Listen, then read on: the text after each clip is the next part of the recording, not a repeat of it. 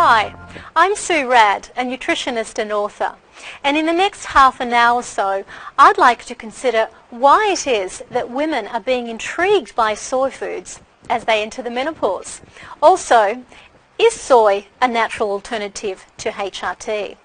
But first, what is the menopause, and are there any particular consequences we should be aware of? Well, the menopause occurs naturally when the ovaries cease to produce their normal levels of estrogen. In fact, estrogen levels can drop by about 70%.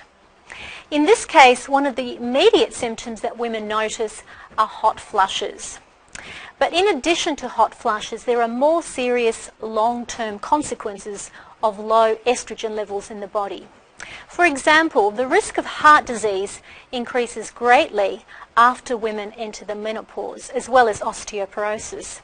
And in fact, this is why young women before the menopause have a low risk of heart disease as compared to men. But after the menopause, their risk of heart disease equals that, or in fact sometimes surpasses that of men. They're protected by their estrogen. Now, traditionally, a treatment for the menopause has been hormone replacement therapy, or HRT. But increasingly, women are turning away from HRT and looking for natural alternatives. Now, some years ago, when HRT was still used quite widely, about 40% of women would use it, but not really for long periods of time, perhaps a year or two, which of course isn't long enough to help them for their long-term problems with the menopause. These days, fewer women are using HRT. But why? What happened? You may recognize headlines such as these in the media, which appeared first a few years ago. Now, it was even before then that we knew that HRT use was linked to a higher risk of breast cancer. But it wasn't until the publication of a very large study called the Women's Health Initiative that it was confirmed that yes, taking HRT can increase the risk of breast cancer. But was all this information blown out of proportion in the media? Were the effects exaggerated? Let's take a closer look at the actual findings from this study and others. This study was published in the Journal of the American Medical Association in 2002. And as well as finding that there was an increased risk of breast cancer with the use of HRT, the researchers also found that the risk of blood clots also was higher, the risk of stroke and of heart attack was higher. Conversely, there was a reduction in risk seen in bowel cancer and in uterine cancer, and also in osteoporosis, and that of course did not get much media play. But was the risk as high as some people would have led you to believe? Many women, for example, thought that the risk of breast cancer if you take HRT is 1 in 4 women, because the media reported the results as a 25% increase in risk. But was that in your own personal risk, or was that a statistical figure?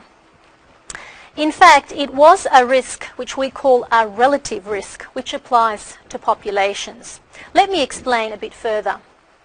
If the risk of breast cancer in the population at large is 30 women in 10,000 women, in other words, in every 10,000 women, 30 women develop breast cancer, by taking HRT, this would increase by another 8 women. So in fact, now we have 38 women in 10,000 women developing breast cancer. So in fact, it is a 25% increase in risk.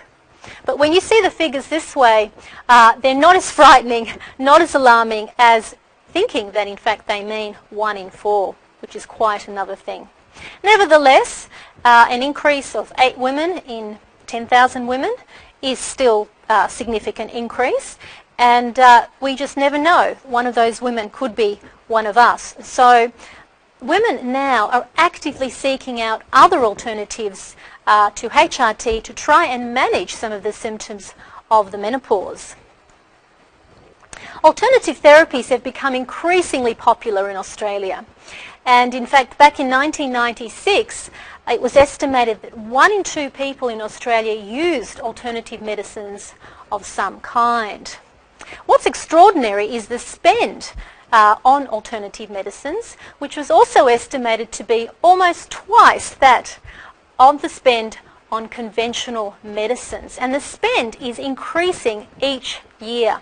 This is extraordinary because often people bag the pharmaceutical industries and say, well, they have a vested interest.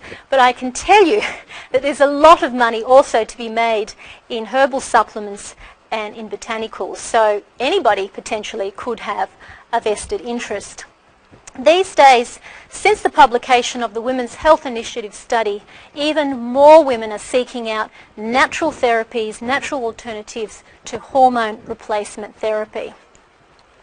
Some of the popular alternative therapies include dong quai, black cohosh, wild yam, progesterone creams, evening primrose oil, and ginkgo biloba.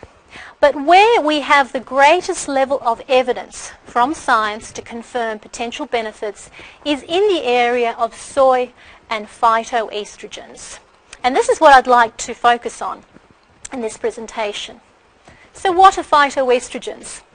Well, phyto is the Greek word meaning plant, and estrogen is an important hormone vital for both women and men. Yes, men have estrogen on board, and in fact a man has more estrogen in his body than does a post-menopausal woman.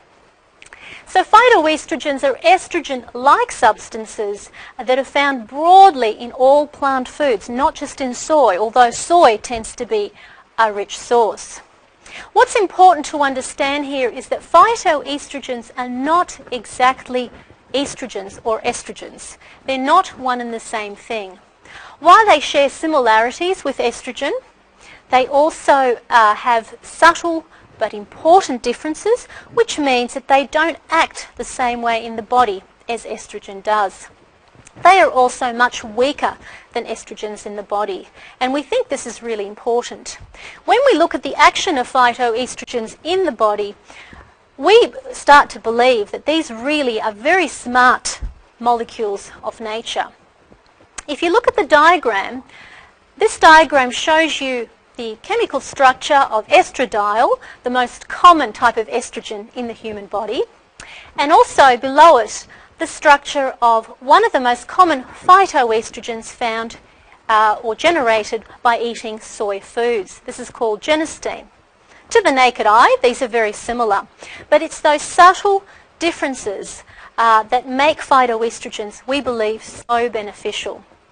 Sometimes phytoestrogens can act similar to estrogens, so help to top up levels in the body when estrogen levels are too low, but in other circumstances they can actually oppose the action of estrogens, and we think this is incredibly important when it comes to diseases such as breast cancer, where estrogens actually promote the growth of breast cancer cells.